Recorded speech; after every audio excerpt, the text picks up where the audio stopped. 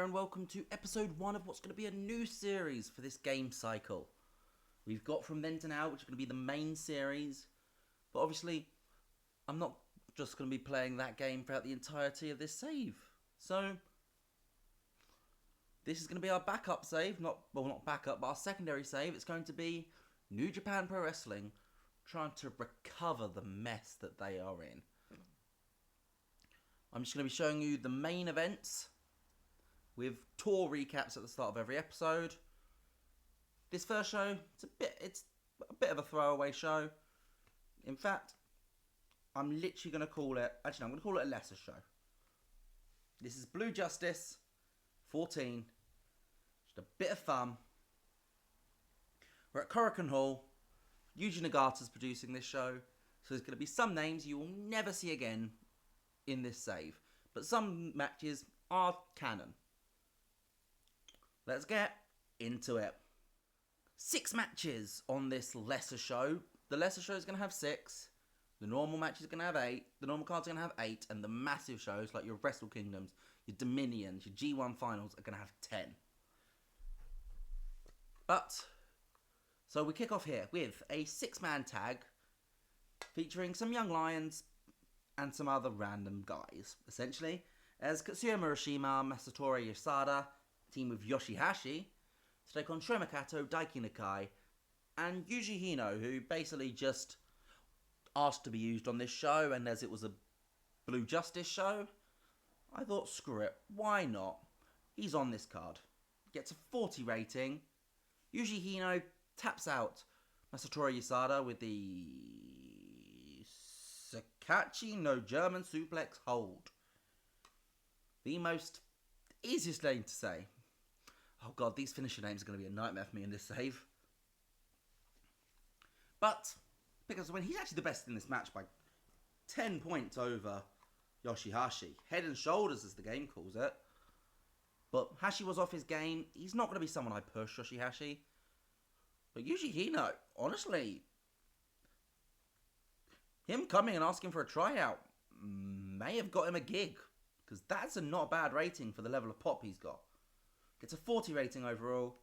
If we look at the dirts, people are holding back. Yoshihashi's declining. He's reached a point now where I'm going to be using him to put over people. And that does include in Bishimon. Match 2 sees Shota Umino and Oleg Bolton defeat Just 5 Guys, Taishi and Taka Michinoku, the former junior heavyweight tag team champions, now both technically heavyweights. Oleg Bolton pins Taka Michinoku. I don't know what he uses, but he does it. Bolton gets a 52, a 53 for Umino, and a 59 for Taishi, and that's with Umino and Bolton both being penalised for lack of chemistry. A 57 overall. I won't complain about that. Also, these episodes are going to be so much shorter and so much easier to record. I love it. A 6-man tag. As Zack Sabre Jr., Shane Haste and Mikey Nichols lose to the Los Ingobernables de Japón team, Tetsuya Naito, Yota Tsuji, Shingo Takagi, when Shingo pins Shane Haste with the Last of the Dragons. Well, he's pinned one half of the tag team champions. By definition, that does mean he is entitled to a tag team title shot. That match will probably happen at either King of Pro Wrestling or Power Struggle, because King of Pro Wrestling's already got 3 matches announced for it. 2 semi-final matches and a triple threat match for the KOPW title between the winners of those 2 triple threats, the winners of those 2 semi-final fatal 4-ways, and the current champion Great O'Khan. And to get into those semi-finals on the 4 tour shows beforehand, I've got 8 triple threat matches.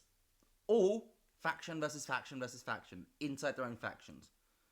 It's gonna be a fun tour. I'll go through that fully in the next episode though. But so we'll probably do Shingo Takagi and Yota Tsuji versus TMDK on that show as well. Gets a 69 rating here. The best people in the match is Zack and Shingo. Of course it is. Mascala Delada and Hechicero defeat Yoshinobu Kanemaru and Sho in a qualifying match for the Super Junior Tag League. because after the King of Pro Wrestling tour, we've got the Power Struggle tour. With such, the Super Junior Tag League. And there's only 8 spots in this tournament, so some people aren't going to be in it. And Delada and Hechicero are a team that I do want to be in it. So, I'm having them beat Kanemoto and Sho as a qualifier. Again, the 8 teams will be announced probably at the end of next episode. So what I'll probably do is I'll announce the tournament brackets for KOPW at the end of this episode. That works. United Empire versus Bullet Club. David Finlay, Gabe Kidd and Jake Lee versus Hanare, Jeff Cobb and the Great Okan.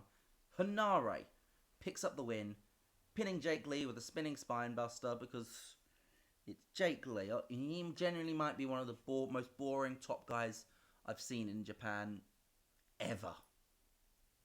He loses here, because of course he does. And I think that leads us straight into our main event, which is the old guys. Because it's a Yuji Nagata show.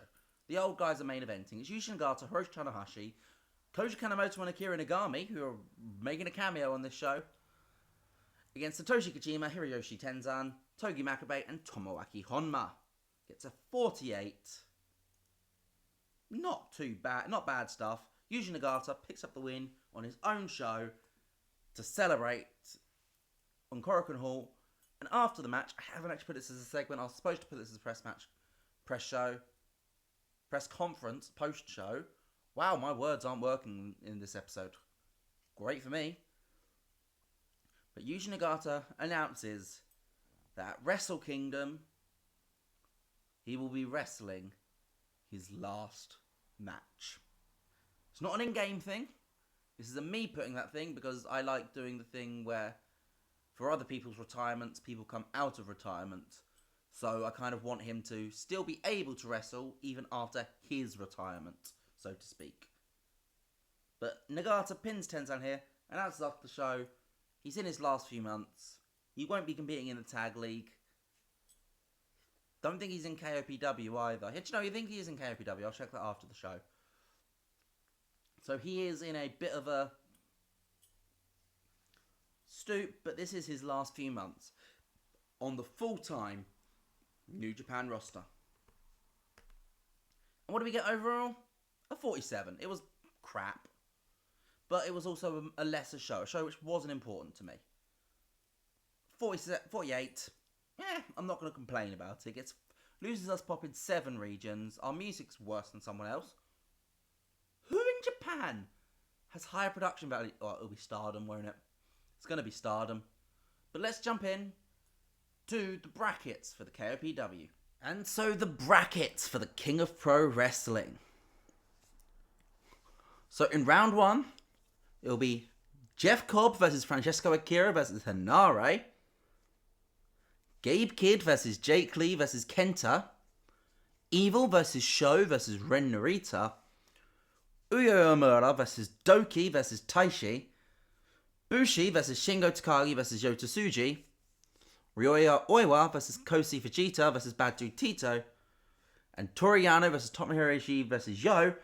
And Hiroshi Tanahashi versus Oleg Bolton versus Yuji Nagata. So all faction versus faction in fighting matches. Now, I'll be honest, I don't know much about the KOPW step. I've never really watched the KOPW tour, so I don't actually know if this is how they do it in New Japan. So I'm going to give full credit to Max Marvelous, because I am stealing this concept from his New Japan save on TEW 2020, which is a great save. Go and watch that, although he's got a lot more subscribers than me, so you've probably all seen that. But this is the tournament bracket, so that's the end of the episode. Let me know what you think of this new little series, the supplementary series from then to now. I've been the Phantom TEW, and I'll see you guys next time. Goodbye!